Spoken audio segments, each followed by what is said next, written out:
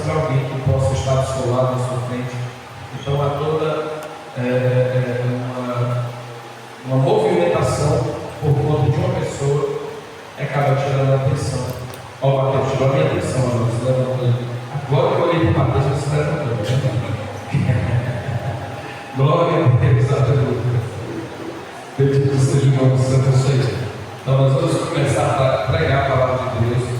Os irmãos possam estar atentos, os jovens, as crianças também. Em nome de Jesus, os obreiros da casa do Senhor. Olha o que o versículo de número 9 diz. Primeiro, no texto alto, do versículo fala sobre os santos e os mártires. Olha isso.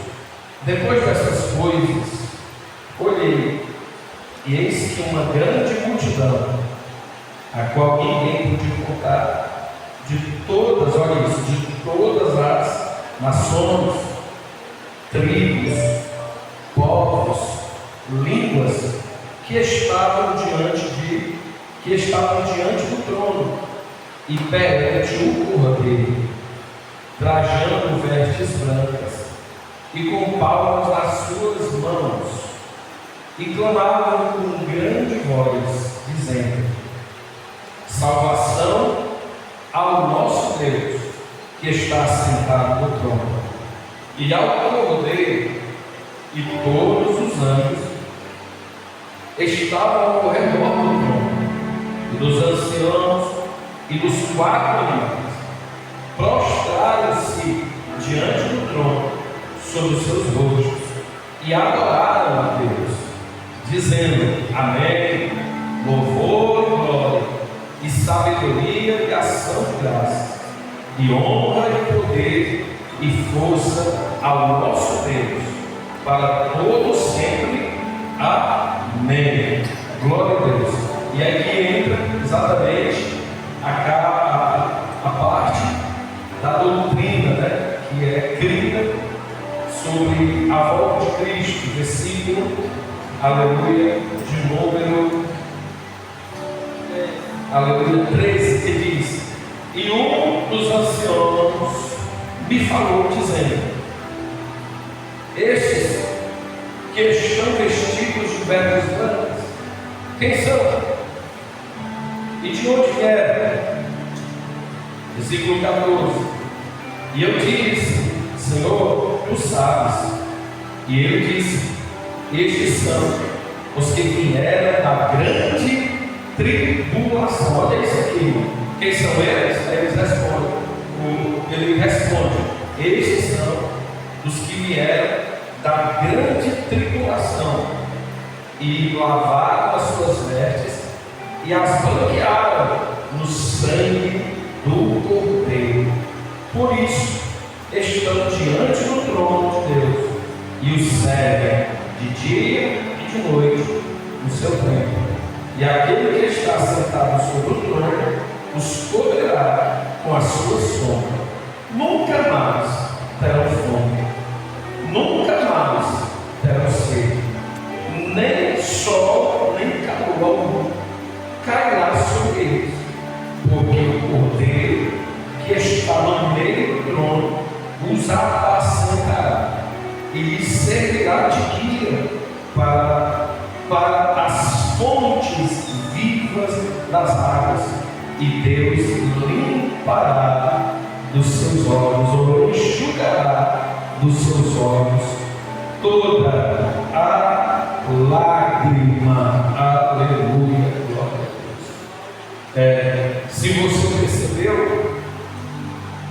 mostra uma grande multidão que não se pode numerar ou contar pela sua quantidade, porque essa multidão compõe todas as nações do mundo inteiro. Nações, línguas, povos, essa multidão que agora está diante do trono de Deus, vestido com vestes brancas, e louvando a Deus pela salvação que foi concedida pelo Senhor.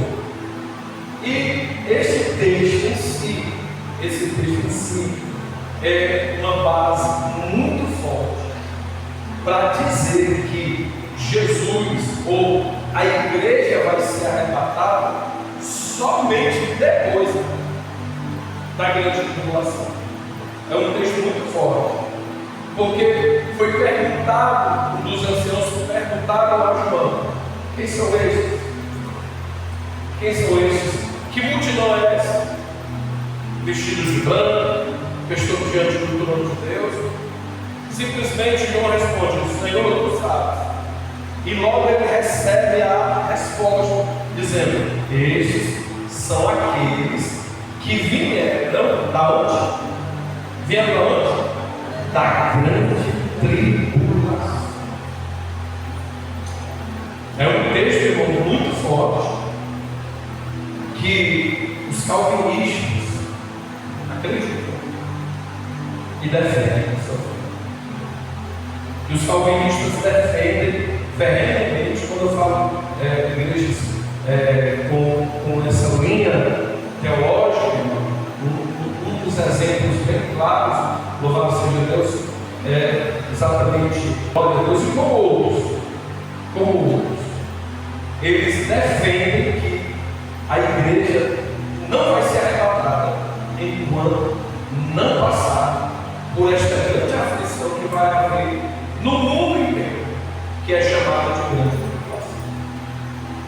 Todavia, a interpretação desses versículos, louvado seja o nome santo do Senhor, ela é diferente daquilo que os calvinistas acreditam, ou creem, ou defendem. E eu quero dizer para você, como eu venho falando desde o começo aqui, desde o começo, não é porque eles creem diferente de nós, que nós vamos endemonizar ele, ao contrário. Os nossos irmãos são potentes. Quem aqui não ouviu uma pregação ou ensinamento do Hernando Dias Lopes, que é um homem que tem um conhecimento histórico, querido, bastante vasto. Hoje em dia tem livros aí muito fortes desse homem. Como é que nós vamos demonizar? Como é que nós vamos dizer que essas pessoas que acreditam assim vão para o inferno? De jeito nenhum. Nós podemos falar num absurdo desse. Ele só tem uma linha de raciocínio diferente da nossa. Mas o que eu disse aqui para vocês, o que não pode ser mexido da doutrina, irmão, é exatamente as suas bases, o seu dogma. Espera aí, eu creio que a igreja vai ser arrebatada antes da grande tribulação. Eles creem que a igreja vai ser arrebatada durante ou depois da grande tribulação. Não tem problema quem pensa de um jeito ou quem pensa do outro. Nós só não podemos pensar ou ensinar diferente. O que é ensinar diferente? Jesus não vai voltar. Talvez tenha alguém aqui no nosso meio que acredite, não, a igreja vai passar mesmo pela tribulação. Tudo bem, a gente não vai ser inimigos. Por isso, de maneira não. Você entende isso? Porque durante ou depois, o importante é que todos nós cremos. Jesus prometeu que vai voltar. Ele vai voltar e vai cumprir a sua palavra. Amém, irmão? Esse negócio de crente não ficar com raiva do outro, porque o outro pensa diferente. Isso é infantilidade, meninice. Já viu igrejas que inclusive pastores ensinam: depois do Senhor aquela igreja ali, não, e a igreja ali vai para o inferno. Vai desse jeito. O começo da nossa fé, 26 anos atrás, a gente ouvia muito isso, de denominações que eram da Assembleia de Deus, a qual nós fazemos parte, que era dito que não era nem para dar a paz do Senhor, que era outra denominação.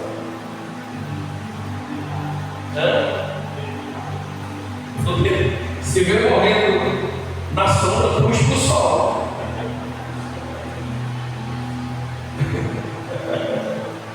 Então, o detalhe aqui é que a doutrina, as bases do ensinamento, não pode ser tirada. Não pode ser tirada. Mas aí você me pergunta, pastor, mas quem são esses? Que pessoas são essas? Que número de pessoas são essas que, aleluia, foram contadas? Aí vem exatamente a interpretação que eu acredito e defendo. A interpretação que eu acredito e defendo é exatamente que essas pessoas, ou esses santos, que estão vindo da onde? Qual o versículo que fala que ele vem de todas as nações? Me ajude aí, me ajude. Versículo 9 mesmo. Depois dessas coisas, o rei disse que uma grande multidão, o qual ninguém podia contar, eles vieram da onde? Nações, tribos, povos, línguas, que estavam diante dele, o Cordeiro de Deus. Essa interpretação fala exatamente dos santos, dos crentes que ficaram no arrebatamento. São aqueles que não subiram, são aqueles que não ouviram o soar da trombeta. Por isso, aqui no versículo 9 é bem claro, eles são da onde? Essa é uma grande multidão, e eles vêm de toda a parte do campo, língua, povos, nações, de toda a parte do campo. E o que isso mostra? Que no mundo inteiro, irmão, está acontecendo a grande tribulação. Não é partes, o exemplo, houve um terremoto na Venezuela, teve um terremoto aqui no Brasil, não. Está havendo guerra no Oriente Médio, está acontecendo guerra no Brasil, não. Na grande tribulação, esses eventos, irmão, serão generalizados. Terremotos em todos os lugares, peste, fome em todos os lugares, grande tribulação em todos os lugares. E nós vimos aqui que nesse período da grande tribulação, a terça e a quarta parte das pessoas do mundo, irmão, irão morrer. O sistema do anticristo vai matar a muitos em todo o planeta Terra. E essa multidão que João agora está vendo vestida de branco diante do trono de Deus são exatamente os santos que no período da grande tribulação, irmão, vão morrer. Vão morrer.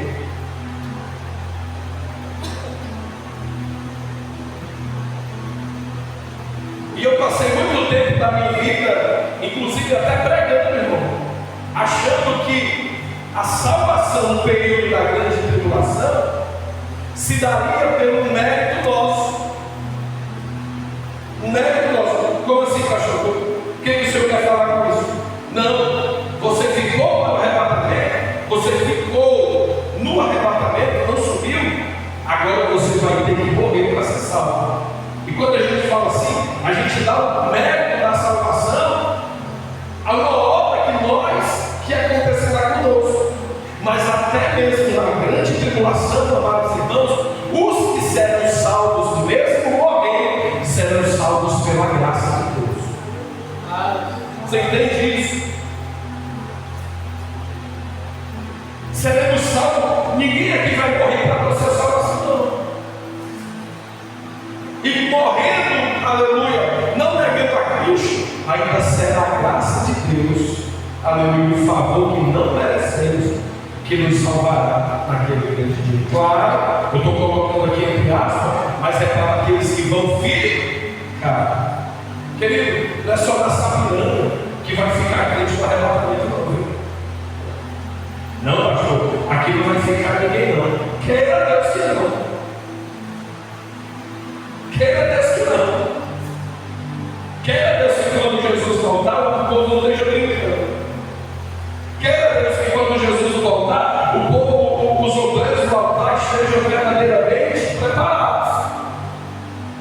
Queira Deus que no arrebatamento, louvado seja Deus, os que pregam, os que louvam, os que ceiam, os que evangelizam, os que pastoreiam, estejam preparados para este acontecimento.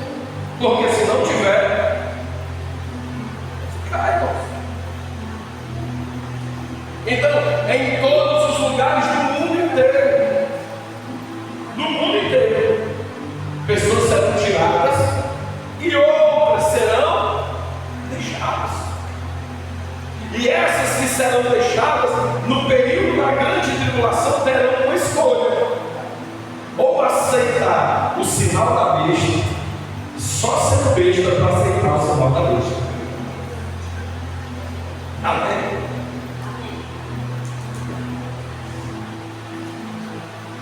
Os bestas vão aceitar o sinal da besta.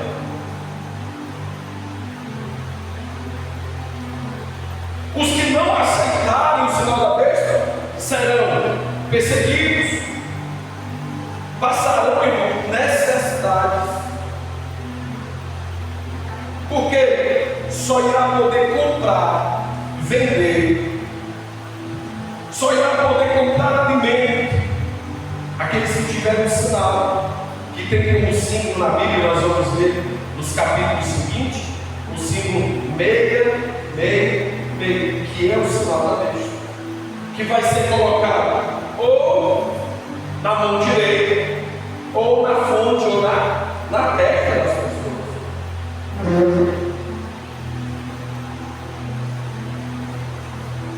E só poderá, irmão, comprar, vender, fazer qualquer tipo de movimentação, como dinheiro, PIX, depósito, aluguel de casa, apartamento, etc.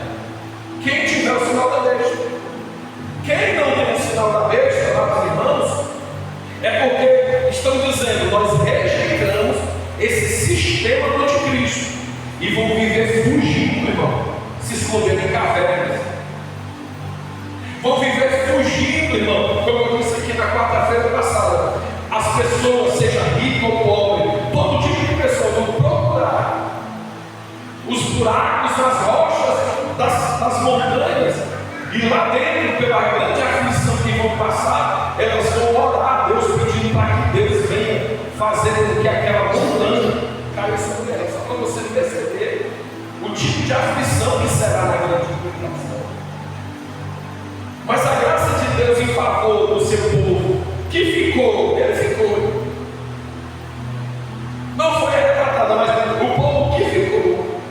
A graça de Deus é tão grande que aqueles que rejeitaram o sinal da besta e reconheceram, aleluia, que Cristo é o verdadeiro Deus, o Senhor e Salvador das suas vidas, porque eles estavam diante do trono de Deus. E como é que eles cantavam? Como é que eles falavam? Eles clamavam com grande voz, dizendo: salvação, aleluia, ao nosso Deus, que está sentado no trono, e ao Cordeiro de Deus. Eles reconhecerão o Cordeiro de Deus, aleluia, como Salvador dos seus filhos. E por morrerem nesta situação, aleluia, glória a Deus, a graça do Senhor também irá alcançar eles, e eles serão vistos, aleluia, naquele grande dia, eles serão vistos. Agora, não como pessoas derrotadas que ficaram na grande tribulação, mas pessoas que foram redimidas, salvas, recuperadas, aleluia, e estão diante do trono de Deus, louvando a Deus e o povo. Coisa bonita, né? Mas pelo amor de Deus, é bonito isso, irmão, mas pelo amor de Deus, não queira ficar para passar por isso, não. Tá bom?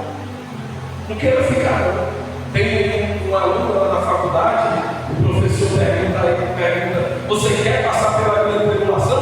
O povo diz: não, eu mesmo não. Ele disse assim: pastor, eu vou passar pela grande tribulação, porque eu quero ser um daqueles que vai pregar a grande tribulação. Aí o pastor, o professor, o senhor não sabe nem o que está falando. Eu sei, pastor, eu sei, professor, eu sei o que eu estou falando, eu não vou subir não, você é arrebatado, eu vou pregar a grande tribulação.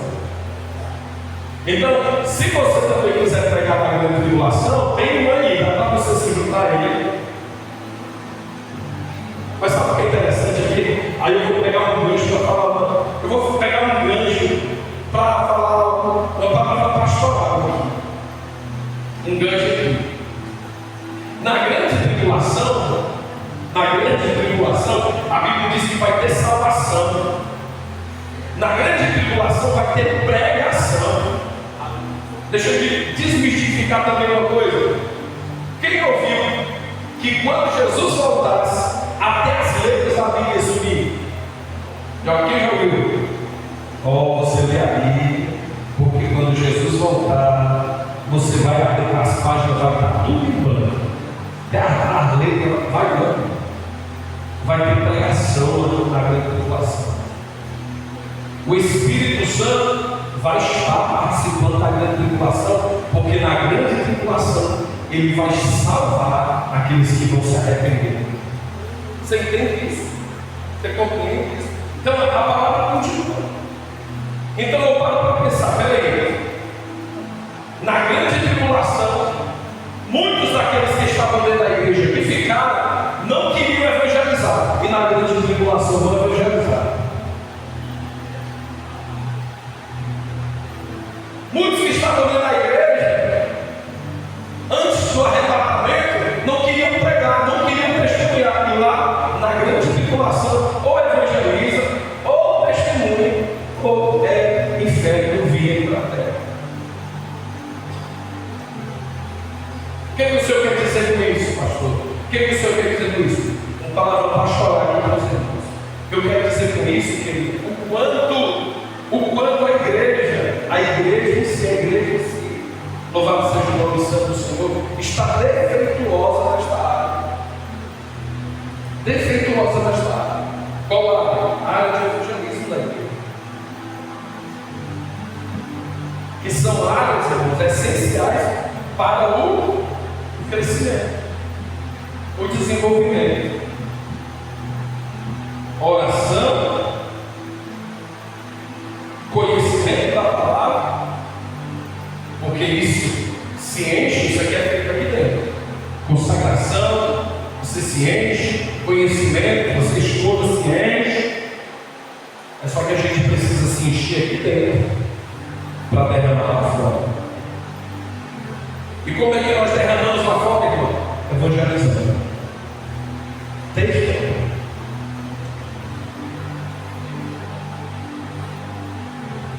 E como eu disse aqui na semana passada, no domingo, eu estou crendo, irmão, acreditando que Deus vai levantar. Deus vai levantar um grupo de evangelistas para a casa do Senhor. É eu que vou convencer, não convenço ninguém não. Quem convence é o Espírito Santo de Deus. Mas pastor, da onde é que vai vir? Não sei, Deus vai levantar. Ou aqui dentro, ou vai trazer lá de fora. Mas um grupo forte de evangelismo dentro dessa igreja vai se levantar. E aqueles que tiveram a oportunidade, aleluia, de fazer isso, se envergonham. Se envergonham. Ao contrário, se juntem com aqueles que vão fazer e vão evangelizar.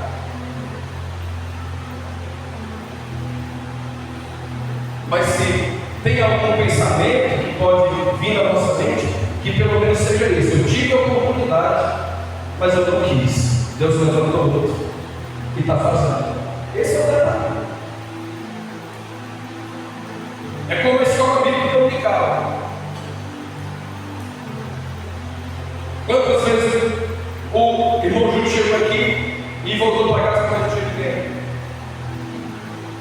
Quantas vezes eu cheguei aqui e tinha uma pessoa? O caminho mais fácil, sabe o que é? É desistir, irmão. Vai, quer saber? Acabou a escola aqui, não é mais fácil, não. É mais fácil.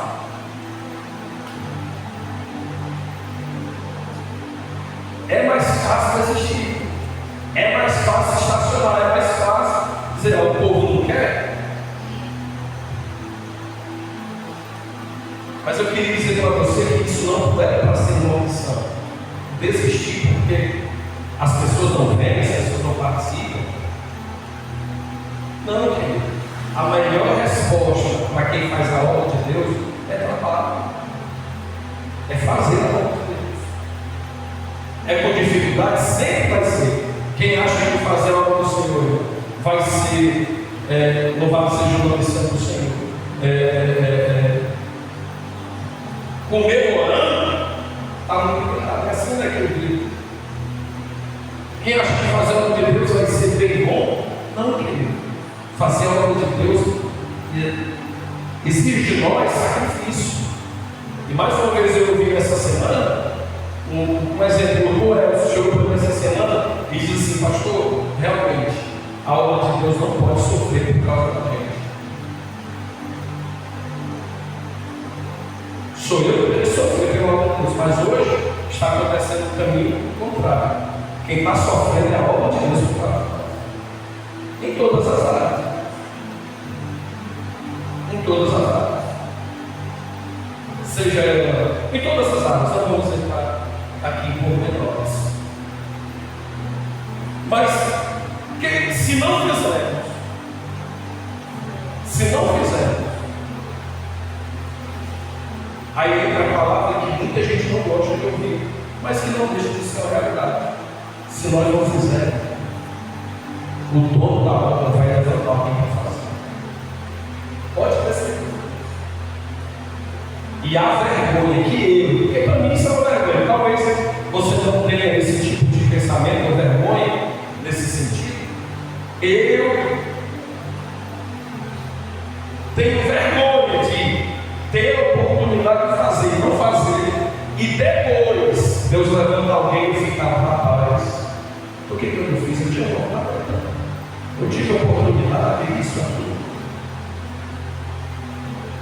Então o nosso pensamento para a obra de Deus tem que ser esse: uma obra que Deus não pode sofrer por causa de nós. Mas como está escrito lá no Salmo 126, quem leva a preciosa semente andando e chorando, sem dúvida, andando e o sofrimento. Por que quem está levando a semente está chorando? Porque ele tem duas opções: ou eu como para não morrer hoje, ou semeio para não morrer amanhã. É uma escolha muito árdua, porque a colheita ela é duvidosa, mandando falando. Ou agimos por fé e lançamos o nosso pão nas águas, ou nós vamos esgotar os nossos recursos, esgotar as nossas forças, consumir as nossas sementes, e amanhã não teremos nada para plantar. E é o que está acontecendo com a igreja do século XXI, às vésperas do arrebatamento da igreja. É o que está acontecendo nas vésperas do arrebatamento da igreja. Sementes guardadas dentro do alforje, sementes, aleluia, guardadas para si mesmo, talentos enterrados, chamadas de Deus estacionadas na vida de pessoas. As coisas materiais sufocaram as coisas espirituais. As vésperas do arrebatamento da igreja. Mas o Senhor Jesus, ele diz: trabalhem quando? Enquanto é dia, porque a noite vem em que vocês não poderão mais trabalhar. Isso não é uma referência, louvado seja o nome santo do Senhor, a sua vida, enquanto Jesus não vem. Trabalhem, produzam, lancem a semente na terra. Pastor, mas eu não conheço a terra. Pode ter pedregulho, pode ter espinho, o pássaro lá vai vir, vai roubar, não importa. Ele conhece a terra, a semente é boa, lance a semente sobre a terra, louvado seja Deus, e ele fará bater.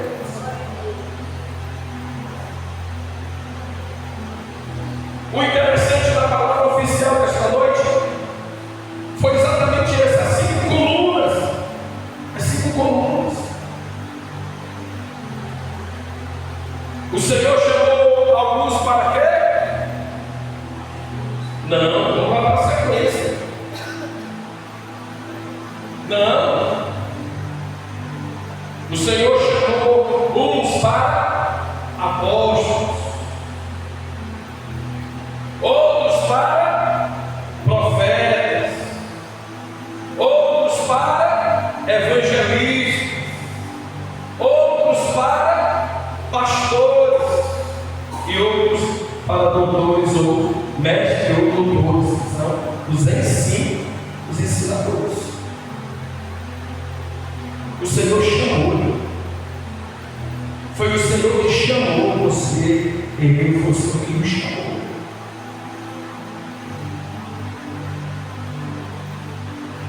E não podemos de maneira nenhuma, irmão, pegar o chamado de Deus na nossa vida e simplesmente naquele dia dizer para ele, eu não tive tempo, eu não tive oportunidade. Não podemos dizer para ele isso. Mas mesmo a gente sabe, né, da capacidade humana, a gente sabe da capacidade humana, mas Deus sabe que nós tivemos tempo sim para evangelizar. Nós tivemos sim para botar aqui nas manhãs de domingo na consagração.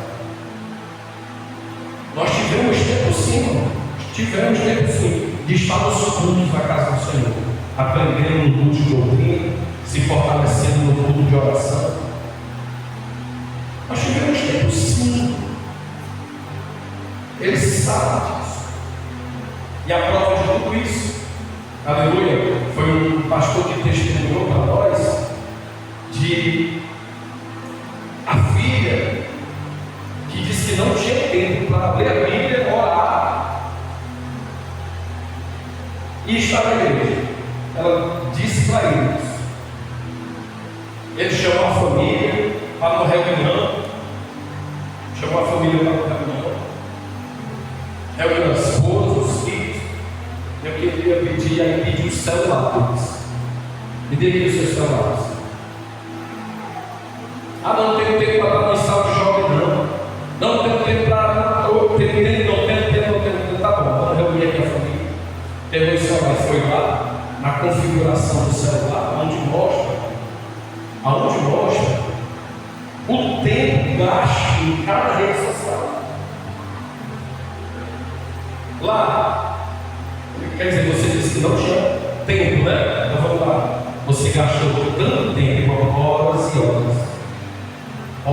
horas gastas no Instagram, horas e horas gastas no WhatsApp, horas e horas gastas no YouTube, fora as outras mídias sociais, redes sociais, Kawaii, TikTok, agora Telegram, agora.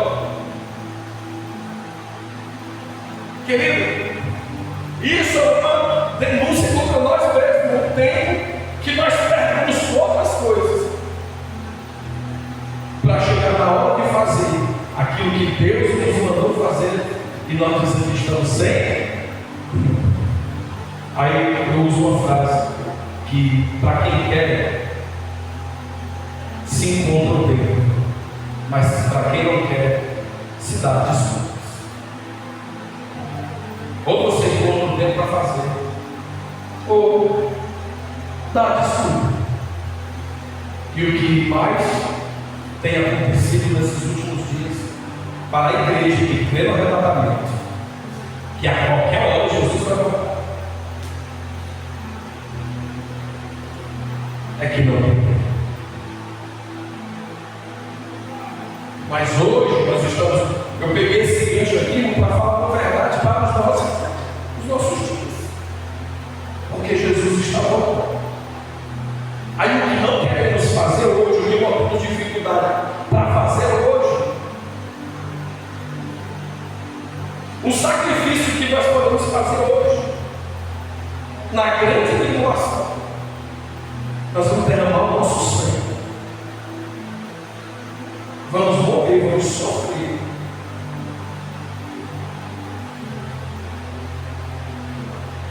por não negar a Cristo,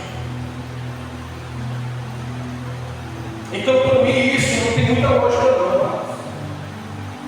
O dia que é hoje, não amanhã, hoje, esse foi o dia que o Senhor preparou para que nesse dia o nome dele fosse glorificado através da minha vida e através da sua vida.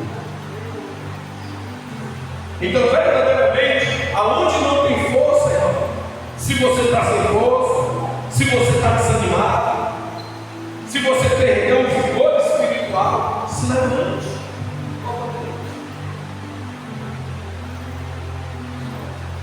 Porque o que nós vamos ver aqui, nesses versículos, vimos aqui nesses versículos que nós acabamos de ler, é que, aleluia, haverá milhares e milhares de pessoas de todo o mundo que morrerão no período da grande tribulação. Morrerão no período da grande tribulação. E no final receberão ainda vestes brancas. E no final ainda serão enxutas dos seus olhos todas as lágrimas. Isso é misericórdia de Deus. Isso é a misericórdia, a graça de Deus que no domingo foi pregada aqui uma palavra abençoada de domingo aqui. Essa é a graça de Deus ainda se manifestando inclusive na vida dos seres que ficaram. Mas a Bíblia diz: bem-aventurado aqueles que participam, aleluia, do primeiro arrebatamento, da vinda de Cristo. É bem-aventurado, é feliz duas vezes. Aqueles que são arrebatados. Ei, e ainda diz mais, ele ainda vai dizendo mais: bem-aventurado são aqueles que já dormem. Olha isso. Em Cristo. Aí o povo está pagando para ver, para passar pela grande tribulação, aonde há uma bem-aventurança para aqueles que foram arrebatados já. Aí ele fala assim: mas a outra bem-aventurança antes do arrebatamento, bem-aventurado nos nossos dias, bem-aventurado aqueles que já dormem em Cristo, porque os que já dormem em Cristo venceram, irmão, aleluia, venceram, aleluia. Eles não vão vencer, não. Paulo disse: desde agora a coroa de vida me está reservada, louvado seja. Eles já venceram, aqueles que vocês conhecem, que nós conhecemos, que morreram em Cristo, já venceram. Não tem como eles perderem mais a salvação deles. E nós? E eu e você? Com as nossas negligências, com os nossos pecados, com os nossos erros. E é o que nós temos visto por aí: escândalos, mau testemunho, contendas, ira, discórdias. É o que nós temos visto com as pessoas lá de fora? Não, com aqueles que se dizem igreja, aqueles que se dizem igreja.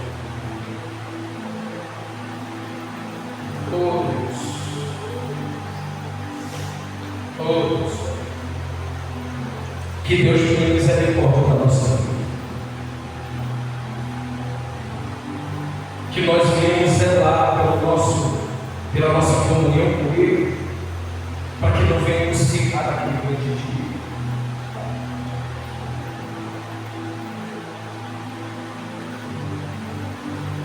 Pedro, ele disse que ele não retarda a sua vida. Muitos ajudam tardia, demorado, mas a Bíblia diz que ele não retarda a sua vida, ao contrário, ele é longânimo, misericordioso, não querendo que nenhum de nós, irmão, aí ele fala do presente, ele fala do agora, ele fala daqueles que estão vivos, não querendo que nenhum de nós faça o quê? Se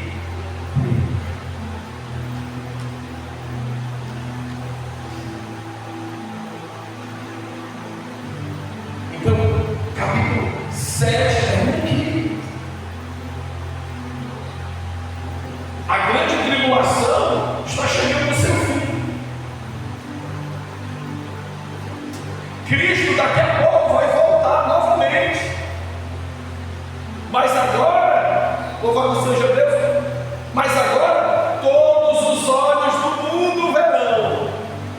Todos.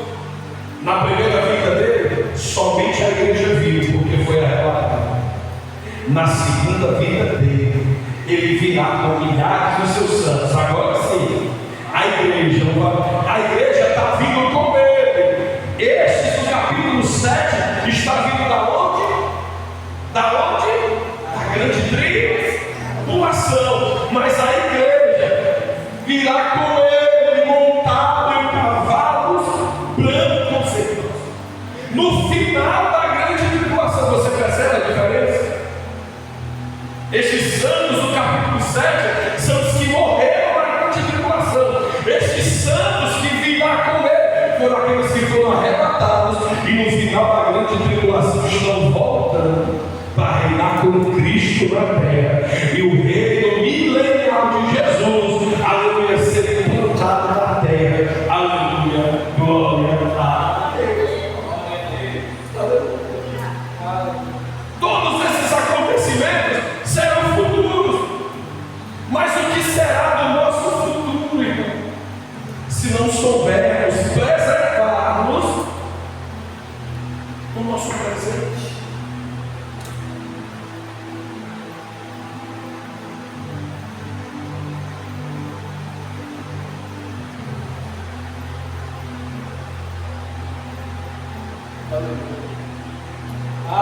O que será do nosso futuro? Não, o que será dos nossos cultos?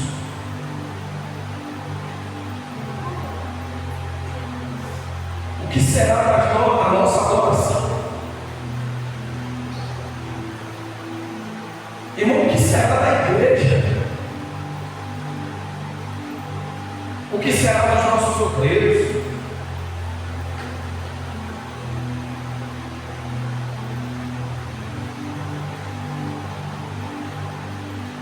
Porque hoje, a graça de Deus deixa as pessoas mal acostumadas. Como, pastor? O que eu vou fazer hoje? Essa semana eu rapaz, vou dirigir o culto. Aí passo o dia brincando, passo o dia rindo, fazendo prova, no jejum, não se consagra, não lê a Bíblia. Chega para dirigir o culto. Você acha que vai acontecer?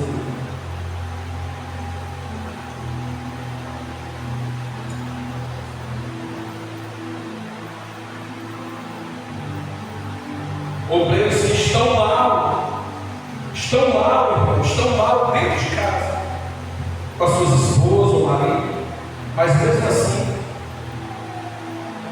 vem dirigir o culto sem resolver as coisas dentro de casa. O que você acha que vai acontecer dentro do culto?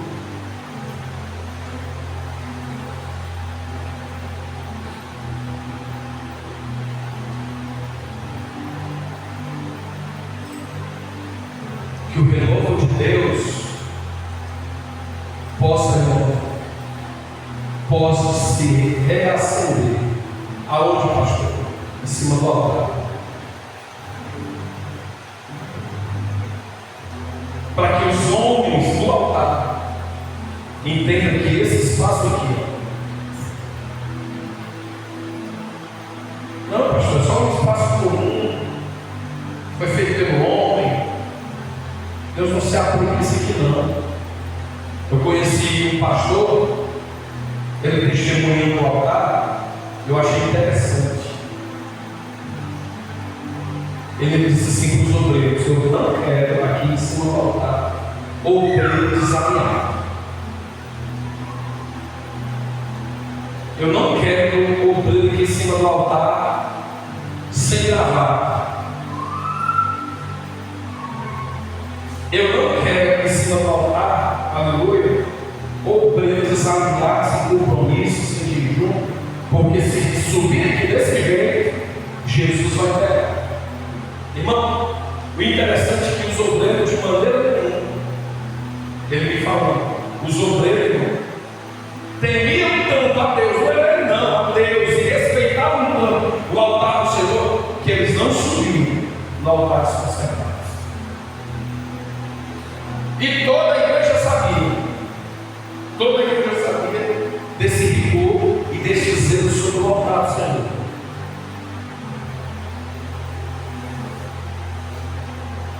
Quando de repente um menino danado na igreja, um menino danado, porque ele não foge da mãe, consegue driblar o diácono, né? A diaconisa, consegue driblar, louvado seja o nome. Hoje em dia, o menino sai correndo da igreja, o diácono nem para se movimenta lá para poder acalmar os olhos das pessoas. Aí o menino sai correndo. Quando ela pisou no altar da igreja, ela caiu toda torta em cima do altar e não conseguia se movimentar mais.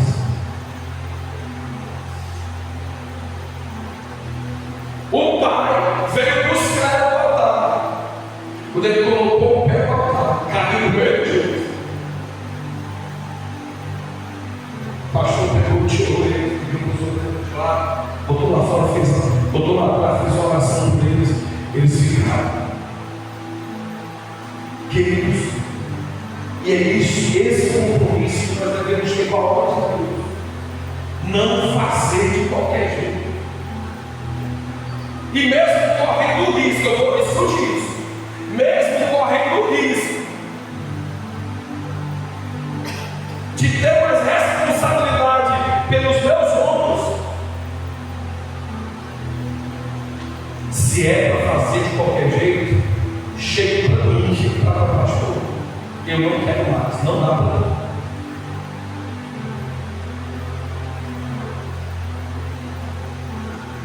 Ou você diz, ou a partir de hoje, eu vou ter mais compromisso com a palavra do Senhor. Eu vou ter mais reverência com a minha oportunidade. Quero, Deus, que seja essa atitude de entender que o que você faz para Deus não é qualquer coisa. Você fazer parte de um conjunto desse não é qualquer coisa. O que você faz para a obra de Deus não é qualquer coisa. Seja de bom ou de ruim, não é qualquer coisa. Um pastor, louvado seja Deus, lá de Morada Nova, antes de aceitar Jesus como Salvador, ele era pistoleiro, matador de pessoas. O Senhor chamou ele e disse: hoje tu prega a tua vida a mim, de hoje você não passa. O Senhor mandou ele na frente da igreja. Ele olhou para a igreja e viu que quando o anjo da igreja pregava, o céu se abria em cima do altar e começava a derramar labaredas de fogo em cima do altar. E com essas labaredas começava a passear nos quatro cantos da igreja e começava a descer sobre a vida das pessoas. Aí sabe o que ele começou a ver? Lá de fora. Ele olhou para os jovens da igreja, ele olhou e disse assim: Senhor, Deus, por que o fogo não cai ali onde vai aqueles jovens? Aí ele olhou, está vendo aquela jovem ali? Ela está se prostituindo. Por causa dela, o fogo não desce onde Deus. Olha que coisa séria. Aí ele aponta para outro, um grupo de homens que estavam reunidos. Por que o fogo não desce ali? Aí ele disse: está vendo ali? Está traindo a esposa dele. Por causa dele, o fogo também não está descendo. Olha o prejuízo de nós achar que o entrar por estas portas é simplesmente entrar, fazer o que sabe fazer e voltar para casa sem nenhuma responsabilidade na sua vida. Ao contrário, querido, este lugar, aleluia, louvado seja Deus, é um lugar físico, sim, mas é um lugar que o Senhor escolheu para levantar um povo de boas obras, para fazer a sua obra e, claro, se santificar em tudo aquilo que Ele colocou nas nossas mãos para fazer.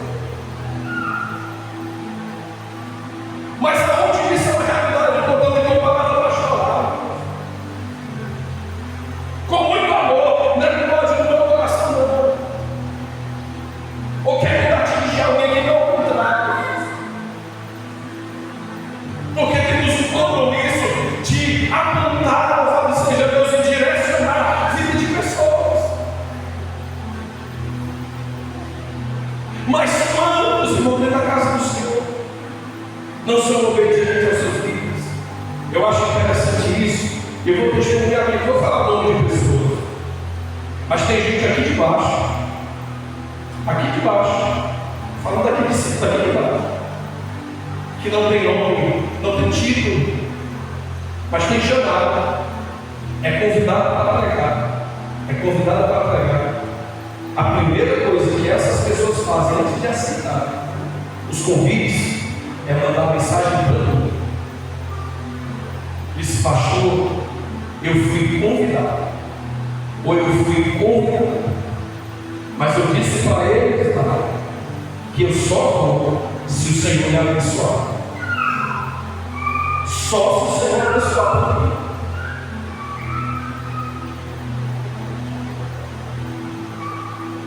Você percebe isso? Não é marcar e avisar, não.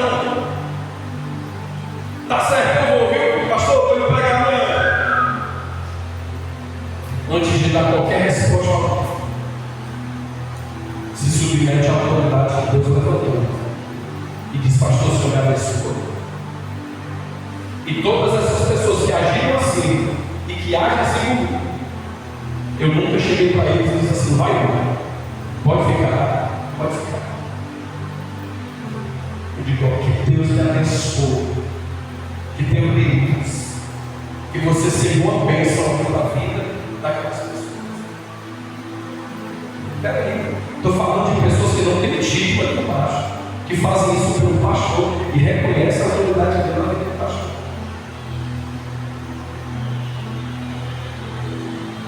São exemplos aqui que nós damos, que dia de culto na igreja, irmão, dia de culto na igreja. Na igreja que você congrega, em vez de você estar na igreja, você está em outro campo. Está participando de outro culto, e não tem a consideração de olhar para o pastor, sabe, para ele, é ele que está diante de Deus e recebendo o culto. Ele que está pagando o preço pela minha vida.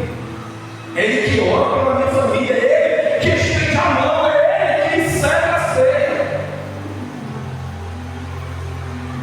Dia de culto. Então, a gente fala de obediência, mas qualquer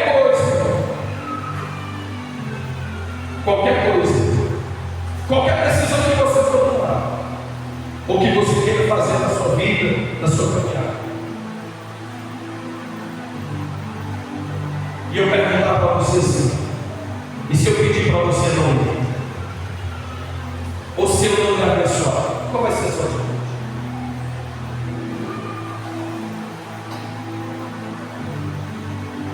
Não, mas eu quero muito ir. Mas se eu disser: eu não me abençoo, quantos vão virar as costas para mim? Ele sabe, está querendo atrapalhar meu chamado, está querendo atrapalhar meu chamado, está querendo atrapalhar meu ministério. Não, querido, ao contrário. Louvado seja o nome do Senhor. Eu estou aqui pela misericórdia de Deus, e eu já disse para muitos aqui: se depender de mim, a sua bênção, depender da minha imposição de mão para que você seja abençoado, pode ter certeza, ministerialmente, financeiramente, na tua vida familiar, se depender de mim para a sua vida ser abençoada pela minha, pelo meu estender a mão, pode ter certeza que ela já está estendida para te abençoar. Então aqui eu não quero atrapalhar o ministério de ninguém, ao contrário, louvado seja Deus, o meu maior desejo é que nós venhamos crescer juntos, produzir juntos, levar a preciosa semente juntos, poder contar uns com os outros, e estamos juntos, louvado seja Deus. E depois de tudo isso aqui, depois de todo o sofrimento, irmão, foi todo sofrimento, a gente vai entregar o céu. Ainda gente herdar o céu. Aleluia. Esse é o desejo do nosso coração. Mas quem se interessa para saber, pastor, o que o Senhor precisa sobre isso? Pastor, se nós fizéssemos, pastor, o Senhor me abençoa, e o que o Senhor disser, eu estou aqui, porque eu reconheço o chamado de Deus na vida do Senhor.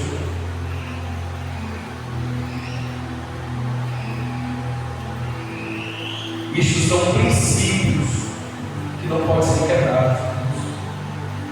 Quem quebra princípios, nós vemos isso aqui muito na escola bíblica, né? Quem quebra princípios será quebrado por eles. É forte, né? Quem quebra princípios bíblicos, é nossa regra de fé, é nosso manual, está aqui escrito.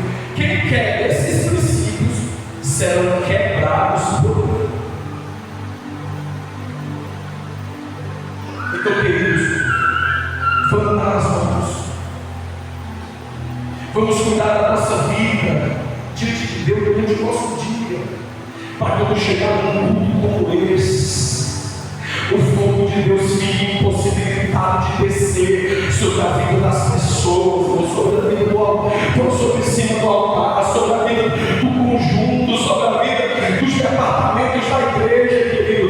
Vigie a sua vida, vigie o seu engajar, tem devocional, tem uma vida com Deus, um temor, aleluia, a Deus, obediência à sua palavra, para quando nós entrar por este ambiente, por essas portas, nos salvar a igreja com a paz do Senhor, o povo já possa sentir algo diferente acontecendo no nosso meio, irmão. Mas como era a única igreja, ou como é que clamamos pedindo algo novo, se nós não estamos dispostos a fazer nada novo para Ele? E queremos ver milagre, queremos ver dom, queremos ver manifestação de Deus. Mas nós estamos quebrando princípios, não honrando a sua liderança, não aproveitando as oportunidades que Deus dá para fazer. Eu não vou fazer, pastor, não, mas é para fazer com excelência, é para consagrar a sua vida.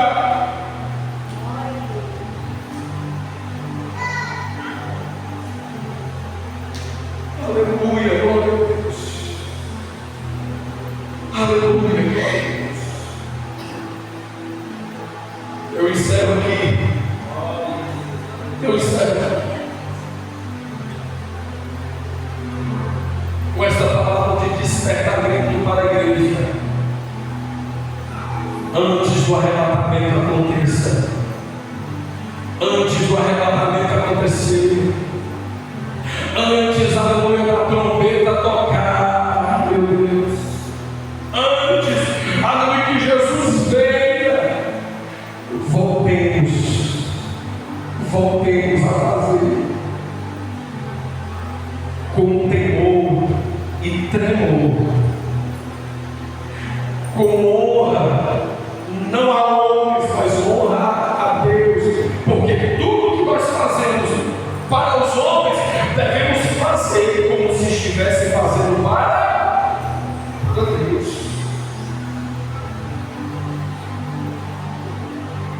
Então, antes de honrar a Deus,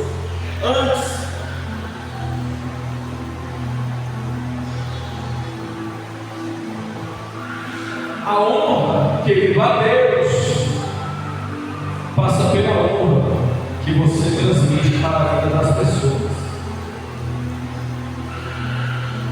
Pastor, e é para mim honrar as pessoas, é claro, no bíblico, a Bíblia diz: a quem honra, honra. Então vamos aprender a honrar o ministério, vamos aprender a honrar os seus líderes. Como é que você honra o seu líder? Aí eu posso usar aqui nessa oportunidade e dizer para você: ó, meu aniversário é todo dia 27 de dezembro. Não esqueça o meu prêmio novo, né, do ano. Estou dando aqui dentro para vocês, não, viu? Eu só estou falando aqui, pelo amor de Deus. Não esqueça, né? Não esqueça do relógio, o relógio, cadê? Só o luz aqui, não esqueça do relógio, né? Relógio de ouro do pastor. Você tem que me honrar. Você tem que me honrar. Aí eu posso usar isso, né? Não, a maior honra que você dá à vida de quem está liderando, quem Deus levantou com espírito como liderança, como hoje na igreja, ele é dar as mãos, é dizer: pode honrar, Se eu estou chorando, peraí, divide um pouco essas lágrimas comigo. Deixa eu chorar também um pouquinho junto com o Senhor. O peso está 50 quilos, então peraí, vamos, me dá 25 quilos aí. Foi igual uma vez o Flávio lá uma sacola, estava com 4 sacolas mais ou menos. Eu queria dar só uma a ele e ficar com 3. Eu disse, não, peraí, eu vou dividir a carga, né? Me dá 12, eu só fico com 12. Então, se nós dermos as mãos uns aos outros, se nós dermos as mãos e verdadeiramente nos dedicarmos a Deus, o Senhor fará grandes coisas no nosso meio.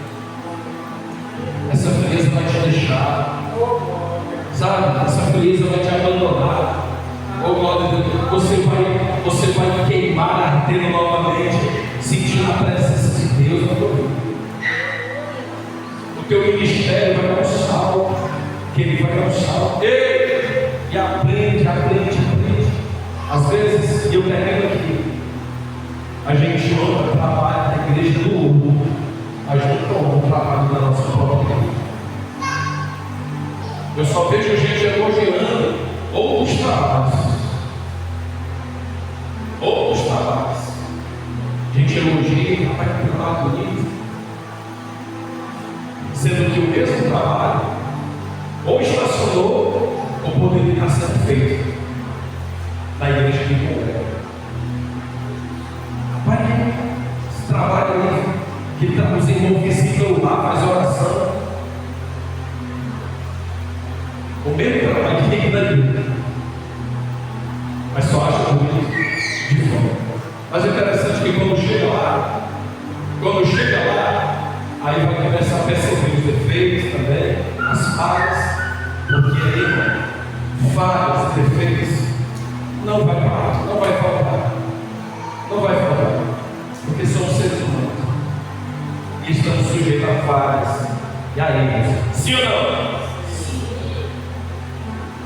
Mas faça acontecer aquilo que Deus colocou nas tuas mãos. Faça com excelência.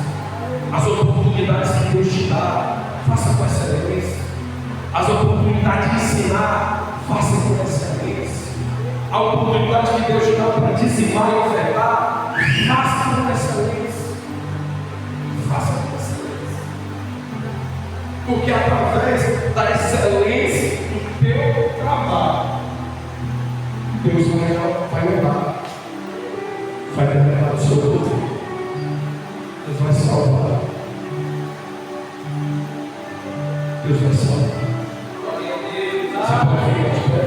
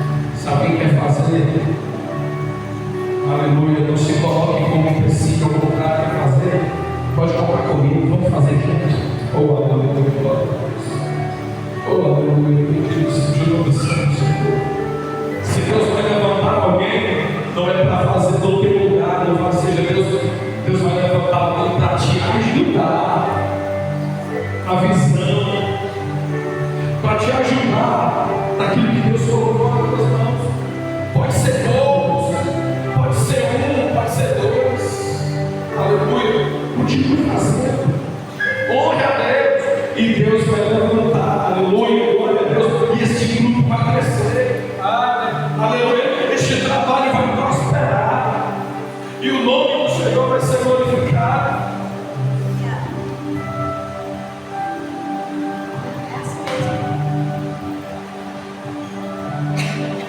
não para. É professor, é evangelismo, vai. É visita dos lares, faça com essa lei. É pregação, se prepare para pregar. Vamos, igreja, fazer missão. Vamos fazer missão. Vamos pregar o evangelho. Vamos chegar na igreja com desejo de ficar. Eita. Não com desejo de ir embora. Glória a Deus. Vamos chegar na casa do Senhor com desejo de ficar. Não pensando, rapaz, eu cheguei agora para ir em casa. Assim que fosse 9 horas. E ainda quer que fogo desça. E ainda quer que fogo desça. Aleluia, o fogo vai descer do Senhor. Quando nós, aleluia, nos posicionarmos novamente na presença do Senhor. Feche os teus olhos.